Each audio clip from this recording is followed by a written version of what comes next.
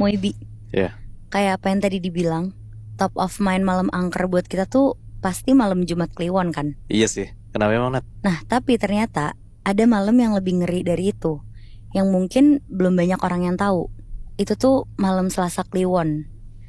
Di beberapa daerah tertentu, banyak yang percaya kalau orang yang meninggal di malam Selasa Kliwon itu tuh punya keistimewaan tertentu. Hmm. Karena kebetulan di malam Selasa Kliwon itu emang setan tuh bisa dibilang lagi aktif-aktifnya berkeliaran. Makanya orang-orang ini tuh dianggap cukup sakral. Dan karena sakral itu, biasanya makam orang ini tuh bakal dijaga ketat, bahkan bisa sampai 40 hari. Biar jasadnya atau kain kafannya gak dicuri sama orang yang pengen ngelakuin pesugihan. Oh, benar. Cerita ini kita sebut aja dari Yoyo, yang kebetulan satu hari tuh harus balik ke kampungnya dari Jakarta karena kakeknya meninggal.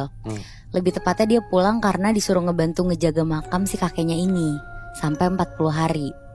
Sebenarnya keluarga besar Yoyo tuh udah pada pulang kampung, lumayan banyak lah. Dan karena banyak itu, makanya jadwal ngejagain makamnya tuh kayak digilir gitu jadwalnya.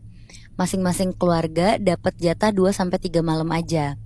Nah, karena Yoyo tuh gak bisa ngambil cuti panjang, makanya dia ngajuin diri buat ngejaga makam di 2-3 malam pertama. Sendirian ya. Yoyo nih awalnya gak takut, karena dia kan selama di Jakarta ngeliat pemakaman tuh emang biasa aja kan, gak seserem itu. Bahkan sampai malam pun biasanya di Jakarta makam-makam tuh masih rame.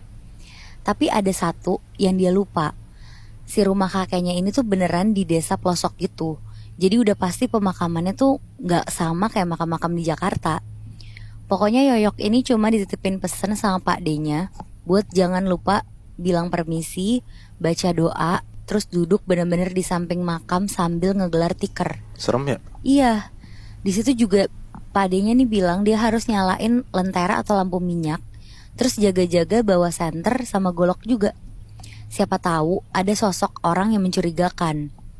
Dan katanya pokoknya di hari yang sama kayak mbahnya, ada satu orang juga yang meninggal.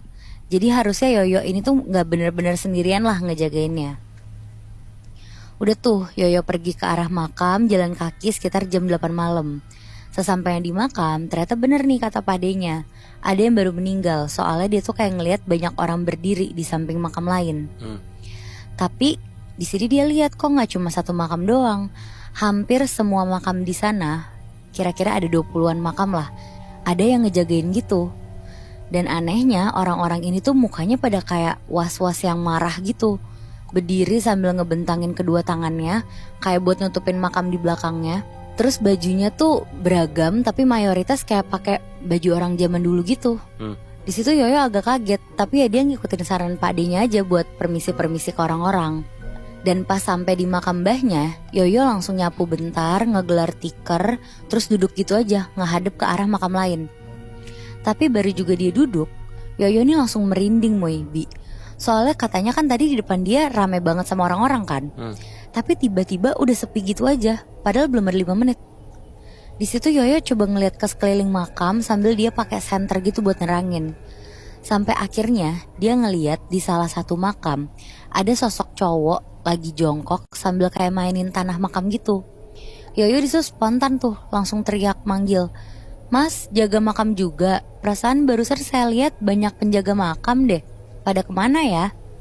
Cowok ini tuh cuma jawab pelan terus bilang, "Udah balik mas, mereka cuma ngejaga kalau ada orang asing masuk aja." Di sini Yoyo sebenarnya sempat bingung. Maksudnya ya udah kalau udah pada balik, tapi kemana baliknya kok secepat itu dan gak ada suara langkah kaki juga. Akhirnya daripada takut sendirian, si Yoyo ini kayak ngajak cowok ini buat jaga bareng lah. Mereka sebelahan kayak biar sama-sama nemenin gitu. Soalnya katanya si cowok ini tuh emang gak bawa perlengkapan apa-apa. Dan untungnya si cowok ini setuju. Jadi di malam pertama, Yoyo ngejaga makam gak setakut itulah, karena sepanjang malam ada teman ngobrolnya. Sebut aja cowok ini namanya Rizal ya. Intinya Rizal ini tuh harus ngejagain makam itu, makam orang yang meninggalnya sama kayak kakeknya Yoyo, sendirian. Soalnya gak ada keluarga yang mau ngejaga lagi. Udah tuh, pokoknya mereka ngobrol-ngobrol sampai Yoyo ketiduran di atas tikernya dia. Singkat cerita, si Yoyo nih kebangun pagi-pagi karena dibangunin sama si penjaga makam yang asli. Tapi di sini Yoyo kaget karena di samping dia detik itu tuh udah nggak ada Rizal.